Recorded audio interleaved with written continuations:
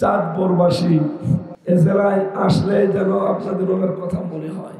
কয়েকদিন আগে আমার মামলার হাসিরা ছিল, আমার সামনে দিয়ে নিয়ে যাচ্ছিল, সালাম দিলাম, ওনারে কোর্টে তুলছিল, আমার হাজিরায় নিয়ে যাচ্ছিল। ফিটনেস বিহীন বিএনপি, লাইসেন্স বিহীন জামাত। দেখলাম ওনারা ফিটনেস নেই, লাইসেন্সও নেই। বলেন না কেন? লাইসেন্স আছে? আজকে ডিএমপি কমিশনার ঘোষণা দিয়েছে, নিষিদ্ধ সংগঠন যারা, এরা যদি মিছিল মিটিং করে, লিফলেট বিতরণ করে, কঠোর হস্তে দমন করা হবে। ঠিক আছে, আরো কড়াকড়ি করা দরকার। কারণ যতগুলো মানুষ হত্যার সাথে তারা জড়িত, একটা জীবন ফেরত দিতে পারবে? তাদের রাজনীতি করার কিসের অধিকার? কোনো অধিকার নেই। খালি 47 71 তুলে তুলে এই দেশের মানুষকে চেতনাধারী করে রেখেছিলেন। এটা এখন এই দেশের জনগণ আর খায় না। এই কথা বলে না কেন? এই দেশটাতে সামনে যদি কেউ নির্বাচনে আসে, যার যে বয়স দেখা লাগবে তার জীবনে কোনো দুর্নীতি আছে কিনা। ডক্টর মোহাম্মদ ইউনূস কিন্তু এইটাই সামনে নিয়ে আসতেছে। আপনি 5 ফেল করে এমপি দাঁড়াবেন, সে যুগ চলে গেছে। সামনে এমপি দাঁড়াতে হলে কমপক্ষে অনার্স মাস্টার্স করা লাগবে। একজন চেয়ারম্যান দাঁড়াতে হলেও কমপক্ষে বিএ পাস করা লাগবে। আমি বলে ওই যে বিএ করে বিএ পাস না, সরাসরি বিএ পাস। এই শিক্ষিত মানুষগুলো আগামীতে জাতির নেতৃত্বে আসবে, দেশটা আবার দাঁড়িয়ে যাবে ইনশাআল্লাহ। আমির জামাত ডক্টর শফিকুর রহমান হাফিজাহুল্লাহ আজকে সুনামগঞ্জে ঘোষণা দিয়েছে, এই দেশকে দাঁড় করাতে হলে 3টা জিনিস সামনে নিয়ে আসা লাগবে। 1 নম্বরে জনসম্পদকে, জনগণকে জনসম্পদে পরিণত করা লাগবে। আর এটার জন্য কর্মসংস্থান দরকার। কথা বলেন না কেন? লক্ষ লক্ষ মানুষ এখন বেকার, প্রায় 36 লাখ। এই মানুষগুলোর কর্মসংস্থান তৈরি করা লাগবে। শয়তানরা তো টাকা পয়সাগুলো সব পাচার করেছে। ওই টাকাগুলো যদি দেশে থাকতো তাহলে 36 লাখ যুবক বেকার থাকতো না।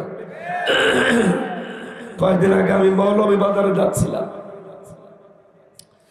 পাইলট আমারে বলছে হেলিকপ্টারে যে এই যে ইন্ডাস্ট্রি গুলো হালকা পাতলা হয়েছে, এই জালেমরা যদি টাকা পয়সা গুলো পাচার না করতো, যত মানুষ দেশে বেকার আছে এই মানুষগুলো একটাও বেকার থাকতো না, সম্মানজনক একটা কর্মজীবন নিয়ে জীবন কাটাতে পারতো। আর এদের বাইরের দেশেও যাওয়া লাগতো না। এরা বাইরে যে পায়খানা সাফ করে, এরা বাইরে যে রাস্তা ঝাড়ু দেয়, এরা বাইরে যে মানুষের দোকানে কাজ করে। কেন? এদেশে কর্মসংস্থান তৈরি করা যায় না? কোটি কোটি টাকা পাচার করে সাহেব পাড়া বানিয়েছে, বেগম পাড়া বানিয়েছে। কি করবে? শুধু বেগম পাড়া না, সাহেব পাড়াও আছে। আমি কয়েকদিন আগে মালয়েশিয়া দেখেছিলাম সাহেব পাড়া। যে হোটেলে উঠে দেখি হোটেলের নিচে 2 শয়তান চা খাচ্ছে। কি এখানে সাহেব পাড়ায় থাকবেন না? বলছে না, ওখানে গেলে জনগণ পিটাবে। জনগণ পিটাবে। এখানে কিভাবে আসলেন? বলছে আমরা আগেই তাল পেয়ে চলে এসেছি 3 তারিখে 4 তারিখে। কি করলেন? এখন তো 1000 বছরও এই দেশের মানুষের সামনে, বিশেষ করে তরুণ প্রজন্মের সামনে আপনি মুখ দেখাতে পারবেন না। যা করলেন এই 15.5 বছরে, এইটার জের এখন 1000 বছর লাগবে তুলতে, তাও আসতে পারবেন না। কোন মুখে আসবেন আপনি? আর যারা ফটর ফটর করেন তাদেরকে আমরা স্পষ্ট ভাবে বলছি, এদের যেহেতু দুর্নীতি মুক্ত করার জন্য স্বাধীন হয়েছে, বৈষম্য দূর করার জন্য স্বাধীন হয়েছে, এখানে আগামী থেকে শুধুমাত্র 2 বছর 5 বছর না, এই 54 বছরে যে যা করেছে তার প্রত্যেকের বিচার করা লাগবে। যদি কেউ ধর্ষণের সাথে জড়িত থাকে, কেউ মাদকের সাথে জড়িত থাকে, কেউ যদি এই 54 বছরের ভেতরে অবৈধ ইনকামের সাথে জড়িত থাকে, এত টাকা আপনি পেলেন কোথায়? অ্যাডভোকেট আছে? আমি হঠাৎ করে যদি এখন 5 কোটি টাকার মালিক হয়ে যায়, কালকে আমার দুদক ধরবে। এই কথা বলছেন এখানে। আপনি হঠাৎ করে 54 বছরে হাজার হাজার কোটি টাকার মালিক হয়েছেন কি করে? বাংলাদেশে মন্ত্রী ছিল, এমপি ছিল, তার বাড়ি এখনো পর্যন্ত টিনের বাড়ি। আমি গত কয়েকদিন আগেও গিয়েছিলাম পাবনায়, বাড়ি টিনের, নিচে দেওয়াল মাটির। একটা না দুইটা মন্ত্রী চালিয়েছে। এই কথা বলছে না কেন? শুধু মন্ত্রী এমপি ছিল বলেন। তারা এমপি হয়ে মন্ত্রী হয়ে বাড়ির ঘর পর্যন্ত ইট লাগাতে পারে না। আর দেশে মন্ত্রী হওয়া লাগে না, প্রধানমন্ত্রীর পিয়ন 4000 কোটি টাকার মালিক। ইয়ার কি মারা জায়গা পান না? জনগণের সামনে সব আজ ওপেন হয়ে যাচ্ছে। এদেশের মানুষ জানে আসলেই মন থেকে কারা এই দেশকে ভালোবাসে। অনেকে হাজার হাজার কোটি টাকার মালিক হয়ে কর্মীদের কেউ দেখে না, নিজে হাজার হাজার কোটি টাকার মালিক। এই 15.5 বছরে কর্মীগুলো ছেলে ছিল, না খেয়ে মরেছে, কোনোদিন দেখে না। সেই কর্মীগুলো বাধ্য হয়ে পেটের তাগিদে এখন চাঁদাবাজি করে। দোষ শুধু কর্মীগুলোর না, দোষগুলো ওই নেতার। যে নেতা এমনি আঙ্গুল ফুলে কলা গাছ হয়ে গেল। সুতরাং 54-53 বছরে যারা অবৈধ ইনকাম করেছে প্রত্যেককেই ধরা লাগবে। আপনার কয় টাকা উপায় যে আপনি 50,000 কোটি টাকার মালিক হয়ে যান? আমরা জানাবো, দায়িত্বে যারা আছেন খুব তাড়াতাড়ি এটা করেন। অনেকে লাফাচ্ছে, লাফানো বন্ধ হয়ে যাবে। মাজলুম একটা সংগঠন, শহীদ জিয়ার হাতে গড়া। এই মাজলুম সংগঠনকে অনেকে আজ বদনাম করার জন্য, এই দলটাকে পচানোর জন্য বিভিন্ন কায়দায় উঠে পড়ে লেগেছে।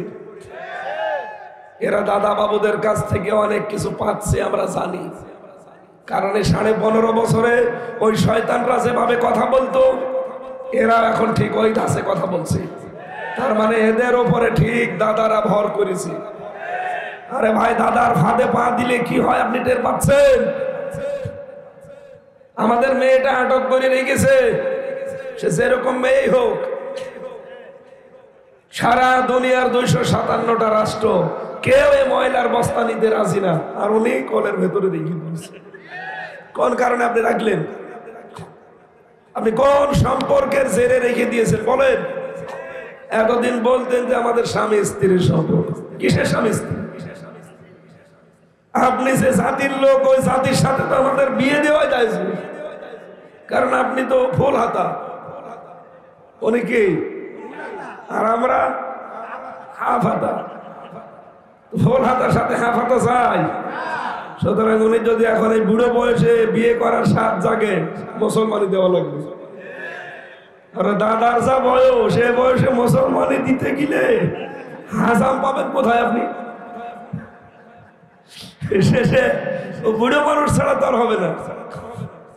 আর ওর যা অবস্থা, ওকে ও তো চোখ খুলে কাটতেও পারবে না, চোখ বন্ধ করে কাটা লাগবে। শেষে দেখা যাচ্ছে আগা কাটতেছে, গোড়া কেটে ফেলছে। ও দাদার জীবনের মতো বিয়ে করার স্বাদ মিটে যাবে। সুতরাং বিয়ে জায়েজ নেই। কোরআনের ঘোষণা, সূরা বাকারা 221 নম্বর আয়াত। কোন মুশরিকের সাথে মুমিনা নারীর বিয়ে করা, এটা তো আমি বানালাম না। সুতরাং আপনি যেহেতু মুশরিক, আর আমাদের মেয়ে এসে যাই হোক হাসি, তো কথা বলেন না কেন? স্বভাব একটু উল্টা পাল্টা আছে, কিন্তু হাসি। আমরা চাই আপনি ফেরত দিয়ে দেন। 2732 জন মানুষ মারার অপরাধে আমরা তারে আল্লাহর কাছে পাঠিয়ে দিতে চাই। আল্লাহ এবার কোথায় দেবে দিক। কি কথা বলেন না কেন? আর আমি বারবার বলছি না, 54 বছরে যারা অবৈধ সম্পদের মালিক হয়ে এসেছে, যেই হোক, এ যদি জামাত ইসলাম হয়, বিএনপি হয়, আওয়ামী লীগ হয়, জাতীয় পার্টি হয়, চরমনাই হয়, এদেশে যেই এই 54 বছরে জ্ঞাত আয় বহির্ভূত সম্পদ অর্জন করেছে, একটাকেও যেন ছাড়া না হয়। নির্বাচনে কালো টাকা ছড়াবেন, বাপ বলার সময় পাবেন না। কথাগুলো বোঝেন আপনি? আমরা চাই যারা দায়িত্বে আছেন খুব তাড়াতাড়ি এই কাজ করেন। যারা ফটর ফটর করছে, হারুন আর হারুনের বউ,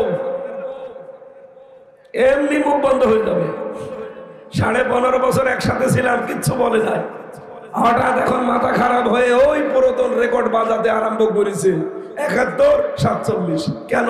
এতদিন ছিলাম না, তখন তো একবারও বলেননি। ওই জায়গায় যিনি এখন প্রার্থী হিসাবে আছে, শ্রদ্ধাভাজন বড় ভাই জনাব নুরুল ইসলাম বলবো,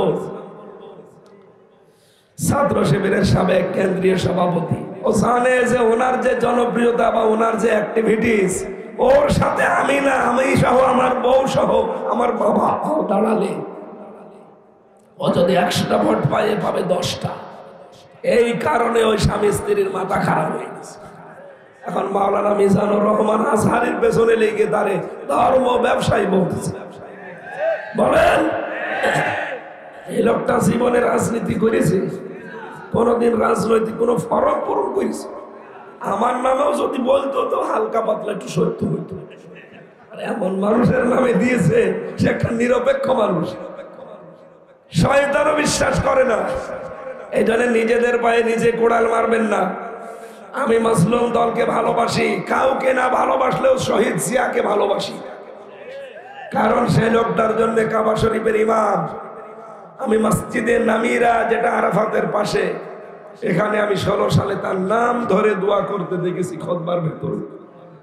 খাবার ইমাম দোয়া করছেন, বাংলা অর্থটা এই, রব্বুল আলামিন শহীদ জিয়াউর রহমানকে তুমি আরশের ছায়ায় স্থান দিও। কেন এই দোয়া করছিল?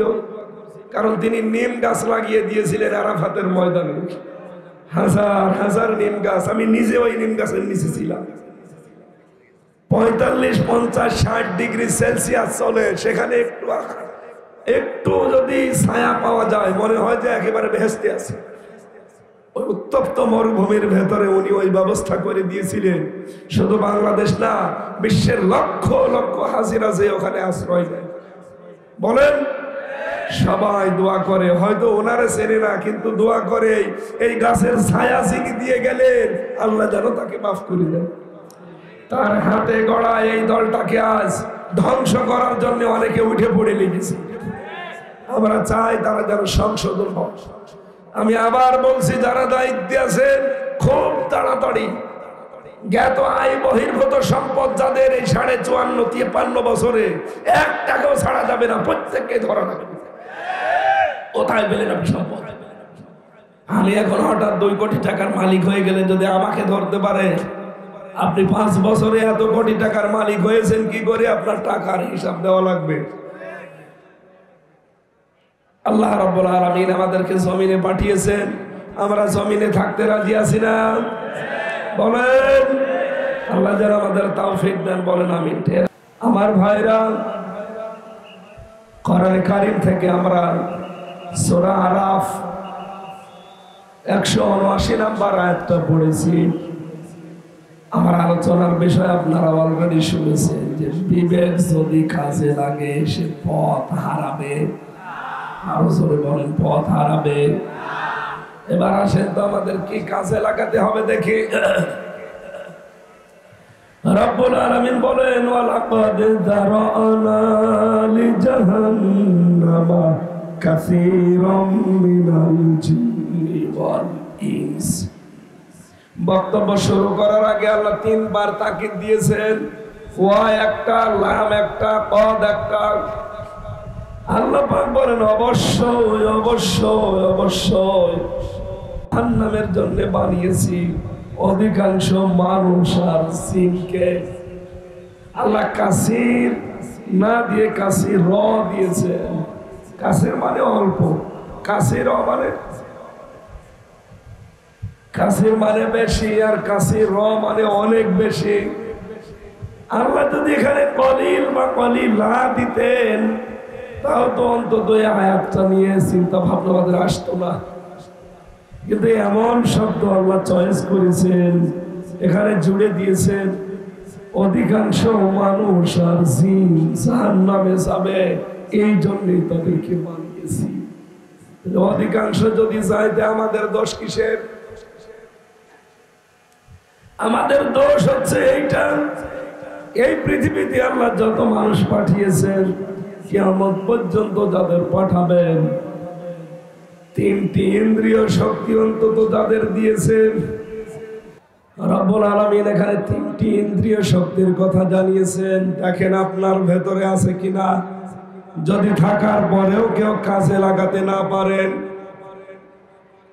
আপনি যত বড় মুসলমান দাবি করেন, আপনাকে দিয়ে আল্লাহ জাহান্নাম উদ্বোধন করবেন। এক নম্বরে লাহুম কুলুবুন লা ইয়াফকাহুনা বিহা, যাদের কলব আছে, হৃদয় আছে, কিন্তু চিন্তা নেই। আল্লাহ পাক কোরআনে কারিমে শব্দটা দিয়ে জানাতে চেয়েছেন, যাদের কলব থাকার পর, হৃদয় থাকার পর, আকল থাকার পর তাদের চিন্তা আসে না, এই মানুষগুলোকে আল্লাহ জাহান্নামে দেবেন। কিয়ামতের ময়দানে যে মানুষগুলো বিচার আচার করার পরে আল্লাহ জাহান্নামে বলবেন, যান ইযা উলকু ফিহা সামিউ লাহা শাহীকাও ওয়া হিয়া তাফুর। যখন তাদেরকে জাহান্নামের একটা সংকীর্ণ জায়গায় ফেলে দেওয়া হবে, তাকাদু তামাইয়াজু মিনাল গায়স, জাহান্নাম যেন ফেটে পড়তে চাইবে তাদেরকে দেখা মাত্রই। কুল্লামা উলকিয়া ফিহা ফাওজুন সাআলাহুম খাযানাতুহা আলাম ইয়াতিকুম নাযীর, জিজ্ঞাসা করবে কেন এখানে আসলে, এই সাঈর নামক জাহান্নামে কেন আসলে, তোমাদের কাছে কি কোনো সতর্ককারী যায়নি?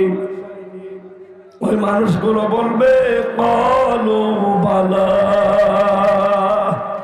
আমাদের কাছে গিয়েছিল, আমাদের কাছে বহু নবী, বহু রাসূল, বহু আলেম ওলামা, নবীর নায়েবরা গিয়েছিল। কোথায়? সে কুষ্টিয়া থেকে এসে চাঁদপুরে এসে সতর্ক করেছিল। বালা কদ জানা নযীর ফাকাযযাবনা ওয়া কুলনা মা নাযালাল্লাহু মিন শাই'। তখন ওই মানুষগুলো বলবে যে আমরা বলতাম যে এরকম কিছু আল্লাহ নাযিল করেনি। এই আয়াতটা নাযিল হওয়া ১৫০০ বছর আগে, আমার মনে হয় এই মাত্র বাংলাদেশ থেকে নাযিল হইল। কথা বলেন না কেন? এদেশের বহু মানুষের চরিত্র এখন এরকম না। ইব্রাহিম আলাইহিস সালাম তিনি আল্লাহকে খোঁজ করার জন্য অনুসন্ধান করে করে তিনি আবিষ্কার করেছিলেন, কখনো চাঁদ, কখনো তারকা, কখনো সূর্য, এগুলো দেখতেছিলেন আর মনে করছিলেন এটা আমার রব হবে। সর্বশেষ যখন সবগুলো ডুবে গেল, বললেন না, যে জিনিসের জন্ম আছে আবার অস্ত্র আছে আমি তাকে বিশ্বাস করি না, রব মানি না, আমার মালিক অবশ্যই অন্য কেউ আছে। তিনি তখন মুখ ফিরিয়ে নিয়ে বললেন, ইন্নী ওয়াজ্জাহাতু ওয়াজহিয়া লিল্লাযী ফাতারাস সামাওয়াতি ওয়াল আরদা হানিফা। হযরত ইব্রাহিম সব দিক থেকে মুখ ফিরিয়ে জাতির লোককে বললেন, দেখো তোমরা যাদের পূজা করো, যাদের দিকে মুখ ফিরিয়ে আসো, সব থেকে আমি মুক্ত। একনিষ্ঠ ভাবে আমার এই চেহারা আমি আকাশ আর জমিন যিনি উদ্ভাবন করেছেন তার দিকে ঘুরিয়ে দিলাম। আমি মুশরিক না।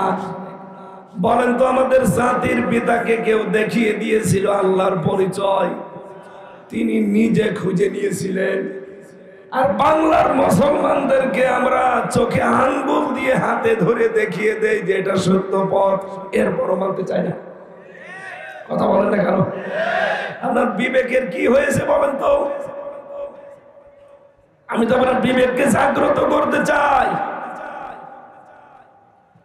আমাদের পিতা তিনি খোঁজ করে পেলেন, আর আমাদেরকে খোঁজ করে দেখিয়ে দেওয়া হচ্ছে, এরপর আপনি মানতে চান না। ওই সময় বলবে যে এরকম কিছু নাজিল হয়নি, এই কথা আমরা বলতাম। আজ কত মানুষ এরকম কথা বলছে যে হুজুররাও বলেই থাকে, ও নিজেদের স্বার্থে বলে। হ্যাঁ, নিজেদের স্বার্থে বলা মতো কিছু হুজুর এদেশে আছে। এই কথা বলেন কেন? আজকে আমার তাহেরি ভাইয়ের কথা শুনছিলাম একটা 2 মিনিট। উনি বলছে ফালা তাকুম আলা কবরি, ওহাবি যারা তাদের কবরের কাছে দাঁড়াবেন না। অথচ এই আয়াত কি এর অর্থ বহন করে? এটা আব্দুল্লাহ বিন উবাই মুনাফিক, তার নামে নাজিল হয়েছিল। নবীজি যখন তার জানাজার নামাজে যাবেন, আল্লাহ আয়াতটা নাজিল করলেন যে লোকটা মুনাফিক, আপনি তার জন্য দোয়া করা দূরের কথা, তার কবরের পাশেও যাবেন না। বলেন তো, আব্দুল্লাহ বিন উবাইয়ের কবরের পাশে দাঁড়াতে আল্লাহ নিষেধ করেছিলেন কেন? একটাই কারণ আমি পেয়েছি, তার পুরা জীবন পড়ে সে কিন্তু নামাজ পড়তো, রোজা রাখতো, জিকির করতো। কি নবীজির পেছনে নামাজ পড়েছে, হামজার পেছনে না। নবীজির সাথে ইফতারি করেছে, নবীজি যেদিন যা বলেছে ওর সঙ্গে সঙ্গে তাই করেছে। বিশ্বনবী মসজিদে নববীতে একদিন বলেছিলেন যে আল্লাহর কাছে প্রিয় নাম আব্দুল্লাহ আর আব্দুর রহমান। সঙ্গে সঙ্গে সে নিজের নাম পাল্টিয়ে পরিবর্তন করে দিয়েছে আব্দুল্লাহ, নিজের ছেলের নাম পাল্টিয়ে দিয়েছে আব্দুল্লাহ, নিজের নাতি ছেলের নাম পাল্টিয়ে দিয়েছে আব্দুল্লাহ, নিজের বাবার নামও পাল্টিয়ে দিয়েছে আব্দুল্লাহ, শুধু আব্দুল্লাহ। বলেন তো, বিশ্ব নবীর কথা সে মানতো আমাদের চাইতে কম না বেশি? আরো জোরে বলেন আর একবার। একটা মাত্র কারণে লোকটা মুনাফিকের সর্দার, কারণ পুরা জীবন মাথা থেকে পা পর্যন্ত সুন্নতের কোনো অভাব ছিল না। ও নবীজির মতো দাঁড়িয়ে রেখেছিল, নবীজির মতো পাগড়ি মাথায় দিত নামাজের সময়, আল্লাহর নবীর মতো জুব্বা গায়ে দিত, নবীজির মতো মেসাক করেছে, দস্তরখানা বিছিয়ে খাবার খেয়েছে। ওর পুরা জীবন আমি পড়েছি। একটা মাত্র সমস্যা পেয়েছি, রাজনৈতিক জীবনে ওই লোকটা নবীর আদর্শ মানত না, মেনে চলতো আবু সাহেলকে। এক কথা বলে দেখেন, 11 ঘন্টার আমার টাঙিয়ে রেখে ওই কথাগুলো এখন আমার মনে মাঝে মাঝে চোখের সামনে ভাসে, আর ভয় লাগে। ওরে বাবু, দেলাওয়ার ভাই নাম শোনেননি? শিবিরের ওই যে অফিসারটা সঞ্জয়, হিন্দু, ওই কোলাঙ্গার আমারও দায়িত্ব ছিল।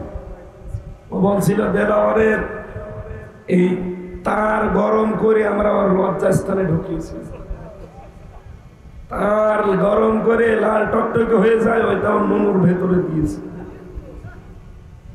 লজ্জাস্থান পুরা অকেজো হয়ে গেছে। এখন পরবর্তীতে চিকিৎসা করে আল্লাহ আবার ফেরত দিয়েছি। তো সে সঞ্জয় কোথায়? আমার রিমান্ডের পরে আমি আর দেখিনি। ওনারে নিয়েছিল 57 দিন আর আমার নিয়েছিল 10 দিন। তাও তো আমার একটু দেখতে হুজুর মতো মনে হয়, মনে হয় একটু মাঝে মাঝে ময়া লাগতো। আর ওনারে ফুটবলের মতো পিটিয়েছে, বলছে ফুটবলকে যেভাবে লাত্তি মারি 4-5 জন মিলে, ওইভাবে ওরে লাত্তিয়েছে। কিন্তু সে দেলাওয়ার এখন দেলাওয়ারের জায়গায়, উনি এখন ঠাকুরগাঁও এমপি প্রার্থী হয়েও যাবে ইনশাআল্লাহ। কারণ আমি ঠাকুরগাঁও গিয়েছিলাম, ওনার যে জনপ্রিয়তা, মাজলুম তো এই জন্য আল্লাহ সৃষ্টি জগতের ভেতরে তার উপর একটা মায়া তৈরি করে দিয়েছে। হিন্দু পর্যন্ত বলে না এ আমার জেলার সন্তান। এই মায়াটা ঢুকিয়েছে কে? বলেন বলেন। আমিও মাজলুম ছিলাম 3 বছর। এই জুলুম, অত্যাচার এবং এই টর্চারের কারণে মনে হয় এই দেশের মানুষের অন্তরে আমার প্রতি একটা আলাদা ভালোবাসা আল্লাহ তৈরি করে দিয়েছে। আমি নিজে এটা টের পাই, এই জন্য আমার এত চাপ যাচ্ছে। আমার ভাইরা কণ্ঠ ছেড়ে যাবে আমি আশা করছি ইনশাআল্লাহ। ছেড়ে গেলে যতক্ষণ চালাতে চায় থাকবেন তো? কণ্ঠটা থাকলে আমার অসুবিধা।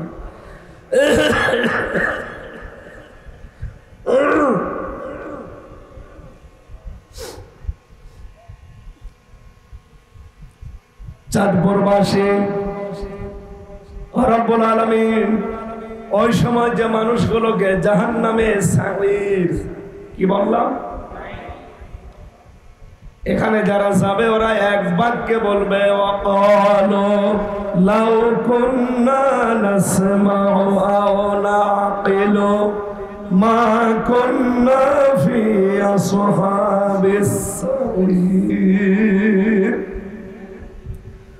আয় আফসোস, আজকে আমাদের ওই সময় যদি বিবেকটা কাজে লাগাতাম আর ওই সময় যদি তাদের কথাগুলো শুনে মেনে নিতাম, তাহলে আজকে এই জাহান্নামে আসা লাগতো না। তার মানে জাহান্নামে যাওয়ার কারণ এখানে আমরা পেলাম কয়টা? দুইটা। বলেন কয়টা? একটাকে যারা শোনার পরে না শোনার ভান করে থাকেন, দুই নম্বরে যারা বিবেকটা কাজে লাগান না। এই বাংলাদেশে যারা এই 15.5 বছরে এমপি হয়েছেন, মন্ত্রী হয়েছেন, অনেকেই ভালো মানুষ ছিল আমরা জানি, কিন্তু আপনার বিবেকটা কোথায় গিয়েছিল বলেন তো? আপনি তো নিজেই দেখতে পারতেন যে জনগণ আমাকে চাই না, জনগণ আমাদেরকে ভোট দেয়নি, সাপোর্ট দেয়নি। কোন কারণে আপনি জোর করে চেয়ারে ছিলেন বলেন? আপনার বিবেক কি কিছুই বলেনি? এই জন্যই তো ভুল সিদ্ধান্ত আল্লাহ চাপিয়ে দিয়েছে একটার পরে একটা। এটা সূরা ইউনূস 11 নম্বর পারা,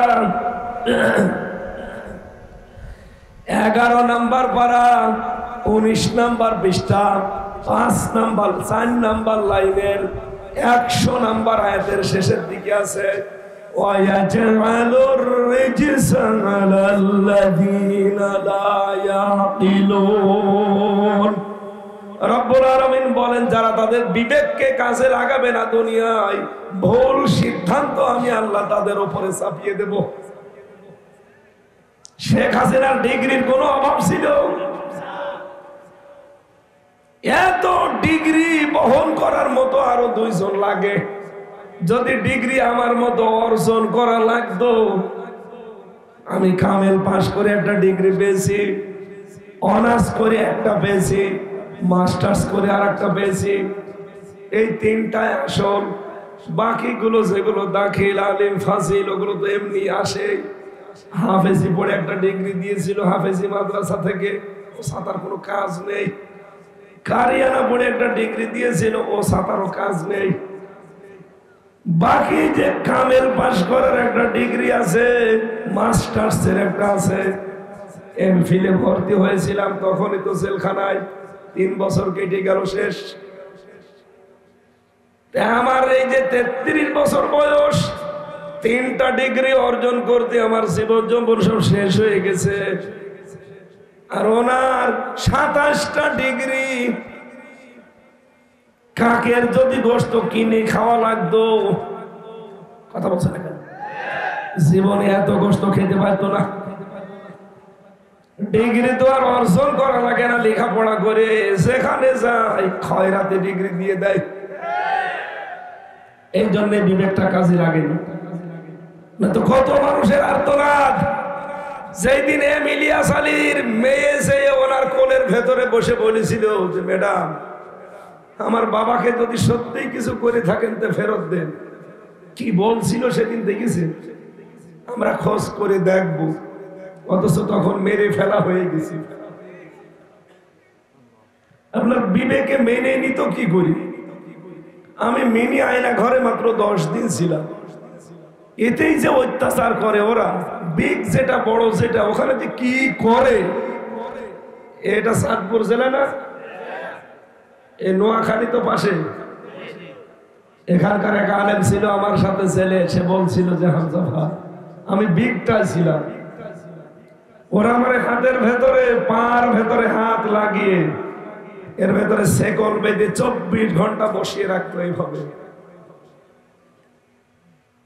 এই যে মানুষ শুয়ে থাকে, এটা যে কত বড় নিয়ামত এটা আমি জানি। এই জন্য ফাঁসির কন্ডেম ছেলে আমার ঘরে ঘরে দিয়েছে। দেখতাম মাঝে মাঝে হাত পা ছেড়ে দিয়ে ছটফট হয়ে পড়েছে। আরে ভাই, আপনি এইভাবে থাকেন, এদিকে মাত্র 3.5 হাত, এদিকে 2.5 হাত, আমি থাকবো কোথায়? বলছে হামজা ভাই, এভাবে যে কেন থাকি? ওরা আমার বছরের পর বছর কোনদিন মাটিতে পিঠ লাগিয়ে ঘুমাতে দেয়নি। যে ঘুমিয়ে থাকা, সাটপাট হয়ে শুয়ে থাকা, এটা যে কত বড় আল্লাহর নিয়ামত আমি এখন টের পাই। এই জন্য আমার খেতে দেয়, দিক না দেয় না দিক, আমি শুয়ে থাকবো। কত মানুষের এই জুলুম, অত্যাচার, নির্যাতন, চোখের পানি। কয়েকদিন আগে এক বিডিআর বের হয়েছে, মোতাহার ভাই, ঠাকুরগাঁও বাড়ি, আমার সাথে ছিল। লোকটা মাত্র 14 দিনের বউ রেখে গেছে, 16 বছর পরে আসবে। এক কথা বলেন না কেন? আপনি তো নিজে জানতেন যে বিডিআর মামলা যেগুলো সব এগুলো বানানো আমার ষড়যন্ত্র। হাজার হাজার মানুষকে এভাবে এই 15 বছর 17 বছর আটক করে রেখে দিয়েছে। কিচ্ছু জানে না, অনেকে কিচ্ছু জানে না। পঞ্চগড়ের এক মুরব্বী পেয়েছিলাম, বলছে হুজুর আমার আর 1 মাস পরে রিটায়ার্ড হয়ে যাবে, অথচ 17 বছর আমি জেলে। 15 বছর, এখন 16 বছর চলছে। আমার মেয়ে আমি সেই স্ত্রীর পেটে রেখে এসেছিলাম, এখনো পর্যন্ত জানি না যে কত বড় হয়েছে। মাঝে মাঝে আগে আসতো, এখন ওরা আশা ছেড়ে দিয়েছে, এখন আর আসে না। আর কয়দিন যাবে মানুষ? আমার স্ত্রী, আমার মেয়ে 3 বছরের ভেতরে মাত্র একবার জেলখানায় গেছে দেখার জন্য, সময় পায় না তারা। আর তাদের 16 বছর চলছে, কি অত্যাচার তাদের উপরে বলেন তো। আমরা চাই বিডিআর বিনা কারণে যারা জেল খাটতেছে, 200 জনকে ছেড়ে দিয়েছেন না, 200 না, যা আছে সব ছেড়ে দিন। এগুলো পুরাটা বানোয়াট। এই কথা বলেন না কেন? পুরা বানোয়াট, সব ওই মহিলার কারসাজি। এই লোকটার হাতে আমি 3:30টায় তাহাজ্জুদ পড়তে উঠতাম, আর দেখতাম উনি উঠে একটা আওয়াজ দিত। আমার মনে হয় আওয়াজটা আরো সে গিয়ে ধাক্কা খেতে, কি একটা যে ভেতর থেকে আসতো। আর কতদিন? মুরব্বী মানুষ, প্রায় 60-65 বছর বয়স। কত মানুষের আর্তনাদ এই ক্ষমতার চেয়ারের সাথে লুকিয়েছিল আপনি জানেন। এমনি আল্লাহ জালেমদের ধরেছে, এমনি ধরেনি। হাজার হাজার মানুষের চোখের পানি লেগে আছে, কত কষ্ট। আমার মেয়েটা পিছন ভ্যানে ওই ছোট ছোট আঙ্গুল দিয়ে ঝুলেছিল, দেখেননি আপনারা? কি জুলুম করেছিল এই দেশের মানুষের উপর। আল্লাহ এমনিতেই তাদের উপর প্রতিশোধ নেয়নি একেবারে। এই জুলুম যখন শেষ হয়ে গেছে, ওরা তো মনে করতো আমাদেরকে আল্লাহ মনে হয় ভালোবেসে ক্ষমতায় রেখেছে। ওরা যেটা মনে করতো আল্লাহ 1500 বছর আগে জানিয়েছেন। সূরা আলে ইমরান 168 নম্বর আয়াতে দেখবেন আছে, ওয়ালা ইয়াহসাবান্নাল্লাযীনা কাফারু আন্নামা নুমলি লাহুম খায়রুল লিআনফুসিহিম ইন্নামা নুমলি লাহুম লিয়াজদাদু ইসমা ওয়া লাহুম আযাবুম মুহিন। হে নবী, কাফেররা মনে করে, কাফেরেরা মনে করে তাদের দিকে যে ক্ষমতা আমি দিয়ে রেখেছি, ওরা মনে হয় যে এটা নিয়ামত হিসাবে পেয়েছে, অথচ না, ওদেরকে এই ক্ষমতা দিয়ে আমি বিভিন্ন পাপের কাজ করাই। ক্ষমতা পেয়ে এত দূর চলে গিয়েছিল, মানুষ যে মানুষই মনে করতো না। আমি জীবনে রিমান্ডে যত গালি খেয়েছি, এই 33 বছরও এত গালি খাইনি। আমার মা মাতালি তুলে, আমার বাবার নাম তুলে, বোনের নাম তুলে, বোর নাম তুলেও গালি দিত। বিপ্লব কুমার, সঞ্জয় দত্ত, হিটলার, দেবদাস, এগুলো ছিল আমার রিমান্ডের অফিসার। এসব তো আল্লাহর ওলি না? কোথায় যে পালিয়েছে, আল্লাহরে বিশ্বাস করে না। বলেন এর কাছে আলেমি কি আর জালেমি কি? আর আমাদের দায়িত্বে দিয়েছিল এই জন্য যেন অত্যাচারটা বেশি করে। এমনকি 3 বছর ফাঁসির কন্ডেম ছেলে ওই শয়তান মার্কা লোকগুলো সব আমার পাহারায় পড়তো। দেবদুলা, সুব্রত বালা, এইগুলো। আরে ভাই, মুসলমান তো একটা দিতে পারেন না। আমি যে পড়বো মাঠে কঠিন করে, একেবারে নরমাল মামলা, মুরগি চুরি মামলাও না। সন্দেহ ভাজক আমারে ধরে নিয়ে গেছে। একদিন কারারক্ষীরে বললাম যে ভাই, একেবারে 24 ঘন্টা তালা লাগিয়ে রাখে, সিসি ক্যামেরা দেওয়া, কথাও তো বলা যায় না। 3টা বছর পার হয়ে যাচ্ছে, আপনি একটা কাজ করেন, একটা বই নিয়ে এসে দিন, একটু বই পড়ি। ওরে শয়তান নিয়ে এসেছিল বঙ্গবন্ধুর আত্মজীবন। ও সাদা পড়ি আমি করবো কি? ঠিক আছে, পরের সপ্তাহ নতুন বই দেন। পরের সপ্তাহে দিয়েছে বঙ্গবন্ধুর চীন সফর, এরপরে দিয়েছে বঙ্গবন্ধুর ছেলেবেলা। একদিন গরম দিয়ে বলে ফেললো, ভাই কি বই দিস? ভালো কোনো বই দেওয়া যায় না। কি বই দেবো? বললাম আমার ফাঁসি চাই, এই বইটা এবার পড়তে পড়তে নেই। মানে আমি মেজর ডালিম বলছি এই বইটা একটু নিয়ে এসে দে, একটু পড়ে শান্তি পায়। দিল না। কয়েকদিন পরে বললাম যে ভাই কিছুই যদি না পারেন, এখানে এটিএম আজহারুল ইসলাম আছে, জামাতদারি জেনারেল, নাম শোনেননি? উনি পাশের বিল্ডিং এ আছে। আপনি এক কাজ করুন, ওনার কাছে যে বলবেন যে হামজা আছে, আপনার কাছে তো অনেক বই আছে, একটা বই দিন। উনি মাঝে মাঝে এই কারারক্ষীদেরকে দিয়ে কয়টা বই পাঠিয়েছিল। একটা প্রোডাক্টিভ মুসলিম, আমি যেহেতু কণ্ঠের কারণে সব বলতে পারছি না, শুধু থিওরি গুলো বলছি। বাড়িতে যে বইটা কিনবে, পারিবারিক জীবন কিভাবে জান্নাত বানাবেন, বাইরের দেশের লেখক, প্রোডাক্টিভ মুসলিম, মনে থাকবে? প্রোডাক্টিভ মুসলিম, খুব সুন্দর বই। পুরাটা পড়েছিলাম প্রায় 3 বছর, তো বহুদিন পড়েছি। আর একটা পাঠিয়েছিল কারাগারে রাত দিন, জাইনাব আল গাজালির। এই বইটা আমি প্রায় 7 বার পড়েছি। এই সমস্ত বইগুলো শেষের দিকে যেহেতু পেলাম ওনার কাছ থেকে, খুব আনন্দ লাগতো। আল্লাহ এই বইগুলো যদি আগে দিত। একবার এক সাক্ষীর আর এক মুসলমান কারারক্ষী পড়েছি। বললাম তো ভাই, আপনার এখানে নাম লেখা আছে আশরাফুল, দেখা আপনারা দেখে একটু সাহস হচ্ছে যে আপনি আমারে মানবেন যে হুজুর আমি আপনার ভক্ত। ঠিক আছে, ভক্ত যখন দাবি করলে তুই এই 2টো তাফসির এনে দে আমার। লাইব্রেরি থেকে আল্লাহর কে ইশারা তাফসির এনে দিল, একটা ফি জিলালিল কোরআন আর একটা তাফহিমুল কোরআন। যেই 2টা আমি সবচাইতে বেশি পছন্দ করি। দেখা আলহামদুলিল্লাহ, এখন ছেলে কয় বছর কাটালো আর অসুবিধা। সেখান থেকে যেগুলো তথ্য পেয়েছিলাম তার ভেতরে এইটা একটা, যারা বিবেক কাজে লাগাবে না তারা জাহান্নামে যাবে, আর কেউ যদি বিবেক কাজে লাগাতে পারে সে পথ হারাবে না। সুবহানাল্লাহ বলতে পারেন না? আমার চাঁদপুরবাসী, রব্বুল আলামিন জালেমদেরকে, কাফেরদেরকে কোন নিয়ামত যদি দেয়, ক্ষমতা, টাকা পয়সা, প্রভাব প্রতিপত্তি, ওদের ভালোর জন্য দেয় না। ওরা মনে করে আমাদের ভালোর জন্য দিয়েছে। আল্লাহ বলেন না, ইন্নামা নুমলি লাহুম লিয়াজদাদু ইসমা।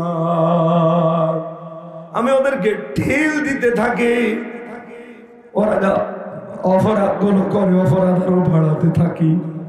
আমি চাই ওদের পাপের বোঝাগুলো পরিপূর্ণ হয়ে যাক, কারণ ওদেরকে আমি অপমানজনক শাস্তি দেব।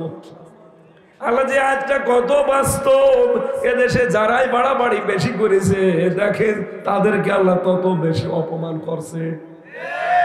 এই যে বিচারপতি কালামানিক কলার পাতায় শুয়েছিল, বলেন ওর বেঞ্চে যেদিন কেসটা ওঠে, আল্লামা দেলাওয়ার হোসাইন সাইদি রহমতুল্লাহ আলাইহির, ওনার সর্বশেষ যে মামলাটা ছিল এটা ধর্ষণ মামলা। আল্লাহর এই বুজুর্গ বান্দা, আল্লাহর এই ওলির সাথে আমি 10 মিনিট সাক্ষাৎ পেয়েছিলাম হাসপাতালে। আমার মাথায় হাত দিয়ে বলছিল, হামজা আমি বাইরে যেতে কিনা পারবো কিনা জানি না, তবে তুমি যদি বাইরে যেতে পারো হক কথা বলতে পিছপা হবা না।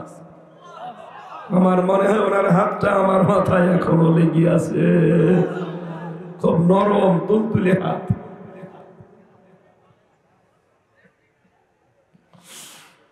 আমার ভাইরা, মেয়েটাকে অ্যাডভোকেট তাজুল ইসলাম জিজ্ঞাসা করছে যে মা, মাওলানা সাইদি আপনাকে ধর্ষণ করেছে? বলে হ্যাঁ। আপনার বয়স কত এখন? যে সময় আপনার জন্ম তারিখ কত বলেন তো? মেয়ে লোকটা বলছে আমার জন্ম তারিখ 1975 আর ধর্ষণ করেছে 1971। এই বিচারপতি কালামানিকের কোর্টে ছিল মামলাটা।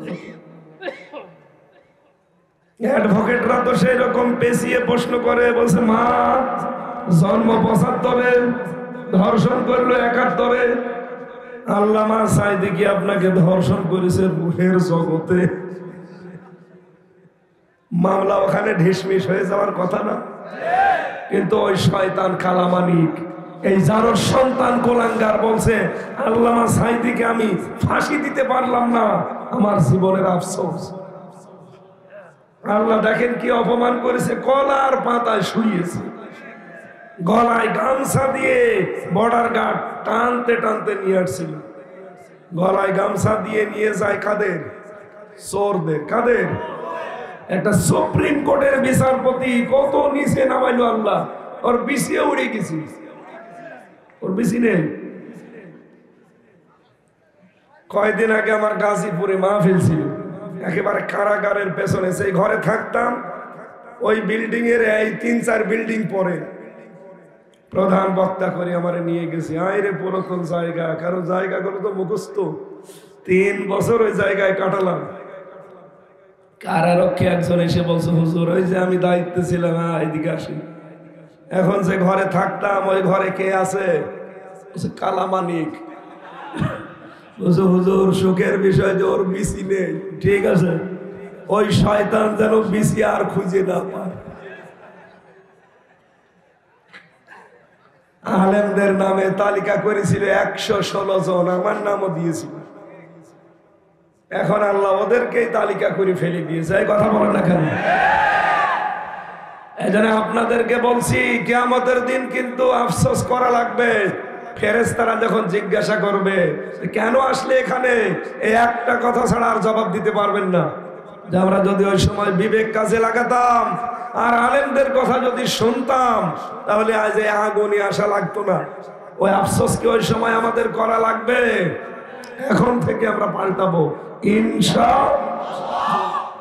২ নম্বরে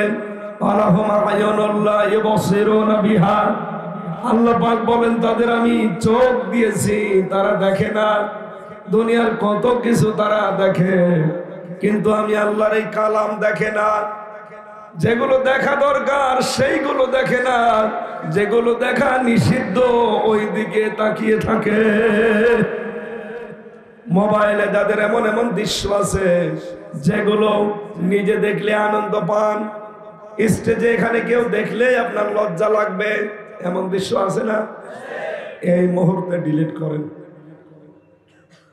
যেটা নিজে দেখলে ভালো লাগে, অন্য কেউ দেখলে শরম লাগে, লজ্জা লাগে, এটা কবিরা গুনাহ। কি কথা বলছেন? সে নাচ হোক, গান হোক, অর্ধলঙ্গ ছবি হোক, যাই হোক, এক্ষুনি ডিলিট করা লাগবে, নয়তো আপনাকে কিন্তু আল্লাহ জাহান্নামে দেবে। নেন এখনই ডিলিট করে দেন। কারা কারা ডিলিট করবেন হাত তোলেন তো দেখে। মোবাইল দেখে, দাঁড়িয়ালা দেখে মোবাইল কি আছে, মোবাইলে ভিডিও ওয়াজ আছে, আপনার হাত তোলার দরকার কি? যারা এমন কেন দৃশ্য রেখেছেন যে দৃশ্য দেখলে মা বাবার কাছে দেখালে লজ্জা পায়, এমন দৃশ্য নেই? আশা করছি আপনি ছেড়ে দেবেন। আপনার এই চোখ দিয়ে তো দেখবেন আপনার মাকে। নবীজি বলেন মায়ের দিকে তাকালে একটা নফল হজের সওয়াব হয়। আজ হাজারো পরিবারে মায়ের দিকে তাকানো সম্ভব না স্ত্রীর কারণে। বলেন সম্মানিত মা বোন যারা এসেছেন, বিভিন্ন জায়গায় বসে আছেন, মা বোন যারা বিশেষ করে পুত্রবধূ, তাদের হাতে পায়ে ধরে বলছি, আপনি যদি সত্যি স্বামীর মন থেকে ভালোবাসা চান, স্বামীর মা বাবার সাথে জড়িয়ে থাকবে। কারণ প্রত্যেকটা সন্তান তার মা বাবার সাথে যারা থাকে তাদেরকে ভালোবাসে বেশি। বলেন কিন্তু এদেশ ৯৬% মুসলমান, দুঃখজনক সত্য। আজ ১০০ জনের ৯৮টা পরিবারের সন্তান আমরা আমাদের মা বাবাকে কাছে রাখতে পারি না, স্ত্রীর ছোট মনের কারণে। এই কথা বলেন না কেন? হয় আলাদা করে দেয়, নাই বড় ভাইয়ের দায়িত্বে দিয়ে দেয়, নাই বৃদ্ধাশ্রমে রেখে আসে, নাই বাড়ি থেকে দাঁড়িয়ে দেয়। এই তো কয়েকদিন আগে আমি ওই সেই নীলফামারী ঠাকুরগাঁও, ওখানে কিশোরগঞ্জ একটা থানা আছে, সে দেখি বৃদ্ধাশ্রম, এদিকে ২৫ জন, এদিকে ২৫ জন বসে আছে, মা আর বাবা। ছলছল করছে চোখগুলো। দেখে আমি বুঝে ফেলেছি যে প্রত্যেকটা মার বাবার সন্তানের জন্য বরদোয়া করছে। দুইজনের সাথে কথা বললাম। একজন বলছে হুজুর আমার ছেলে ডিসি, একজন বলছে আমার ছেলে আমেরিকায় থাকে, অথচ 3 বছর পড়ে আছে বৃদ্ধাশ্রমে। দুইজন মায়ের সাথে আর বাবার সাথে কথা বললাম, প্রত্যেকেই আমাকে বলেছে আমার ছেলের দোষ না, আমাদেরকে রেখে যাওয়ার পেছনে আমার বৌমা দায়ী। মা বোনেরা, আপনি কি মনে করেন নামাজ পড়ার রোজা রাখা আর কালো বোরকা পরলে আপনি জান্নাতে চলে যাবেন? জীবনেও না। শ্বশুর শাশুড়িকে নিজের মা বাবার মতো মনে করা লাগবে। এই কথা বলেন না কেন? আমি স্বামী, এখানে যত স্বামী আছে প্রত্যেকটা স্বামীর পক্ষ থেকে আমি বলতে পারি, প্রতিটি স্বামী আমরা চাই বিয়ের পরে মা আর বাবা আমাদের সাথে থাকবে। কথা বলেন, কথা বলেন। কিন্তু আপনি চান না কোন কারণে? আমি কি আপনার বাবার বাড়ি থেকে টাকা পয়সা নিয়ে এসে আমার বাবা মাকে খাওয়াচ্ছি? এখন যেই লোকটা জল্লাদ হয়ে আছে, ইলিয়াস, চট্টগ্রামে বাড়ি, ওই লোকটা জেল খাটতেছে, ফাঁসির আসামি ছিল, এখন 30 বছর জেল খাটা লাগবে শুধুমাত্র পারিবারিক জীবনে এই মার বাবাকে দেখে রাখার কারণে। মার বাবার পেছনে খরচ করতে, বউটা খালি ঘ্যান ঘ্যান করে আর বলে এদেরকে আলাদা করে দাও।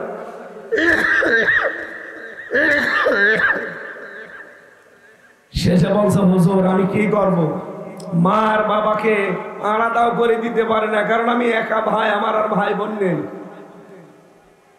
আমি তাড়িয়ে দেব কোথায়? শেষ পর্যন্ত বউকে সংশোধনের জন্য একটা থাপ্পড় দিয়েছি, ও সাথে মরে গেছে। মরে গেছে। মরে যাওয়ার পর ওর মা আর বাবা আমার পর মামলা দিল, মার্ডার মামলা। এই যে আমি আজ 22 বছর আমার জেল খাটতেছি, 30 বছর জেল আমার। বলেন এই লোকটার জীবন শেষ না?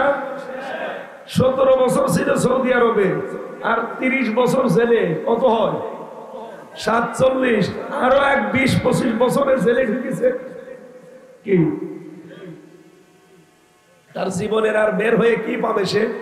সে খুব বড় কাজের জন্য জেল খাটতেছে, পারিবারিক জীবনের ছোট্ট একটা কাজের কারণে। এইগুলো দেখে দেখে জেলখানায় ওই মুসলমান কারারক্ষে যেদিন পেতাম, কিছু মানে ঘুষ বলা যায় না, কিছু হাদিয়া দেওয়া যায়। ওরা হাদিয়া দিলে আবার কথা শুনতো। ওখানে তো টাকা পয়সা চলে না, সিগারেট চলে। সিগারেটের প্যাকেট কিনে নিয়ে এসে রেখে দেওয়া লাগতো। ওরা আসলে 1-2 প্যাকেট দিলে, একটু ভাই খাতাটা দিয়ে কলম দিয়ে ওইটা নিয়ে চুরি করে করে লিখতাম যে আসলে পারিবারিক জীবনের কারণে যে কত মানুষের জীবন নষ্ট হয়ে যাচ্ছে জেলখানা। 100 জনের প্রায় 40 জন জেল খাটতেছে পারিবারিক জীবনের কারণে। কোরআন দিয়ে হাদিস দিয়ে পারিবারিক জীবনের দাম্পত্য কলহ এবং তার সমাধান কি হবে আমি বই লিখেছিলাম। ওগুলো মঞ্চে নিয়ে এসেছে, এখানে নিয়ে এসেছে আপনাদের বর জন্য, বিশেষ করে বর জন্য নিয়ে যাবেন, আর মেয়ের জন্য, মেয়েকে বিয়ে দেওয়ার আগে ওটা পড়াবেন। 120 পৃষ্ঠা তৈরি করা আছে। আমার মনে হয় পুরাটা পড়লে আপনার বউ আপনার সাথে অন্তত ভালো ব্যবহার করবে। ওই ইলিয়াস জল্লাদ আমারে বারবার বলতো হুজুর আপনি যদি বাইরে যেতে পারেন আপনি তো যাবেন, তাহলে এই কথাগুলো একটু তুলে ধরবেন। পারিবারিক জীবনে এই ছোটখাটো বিষয়ের কারণে আজ হাজার মানুষের জীবন নষ্ট হয়ে যাচ্ছে। কত মানুষ ওই 4 দেওয়ালের মাঝে অসহায়, ওখানে কেউ কারো না, ওটা একটা আলাদা দুনিয়া।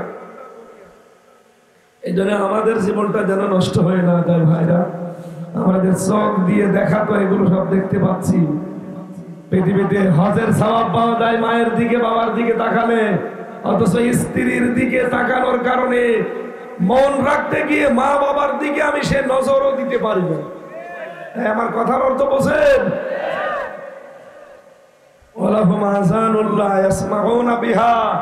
যাদের কান আছে কিন্তু শোনে না, সব শোনে কোরআনের কথাগুলো শুনতে পায় না, সব শোনে নবীর হাদিসের কথা শোনে না। উলাইকা কালানাম, আল্লাহ বলেন এগুলো চতুষ্পদ জানোয়ার, বালহুম আদম, তার চাইতেও নিকৃষ্ট এরা। উলাইকা হুমুল গাফিলুন, এরা গাফেল। এখানে আল্লাহ জাহান্নামে দেওয়ার জন্য যে তিনটা ইন্দ্রিয় শক্তির কথা দিয়েছে, এগুলো সবার আমাদের আছে না?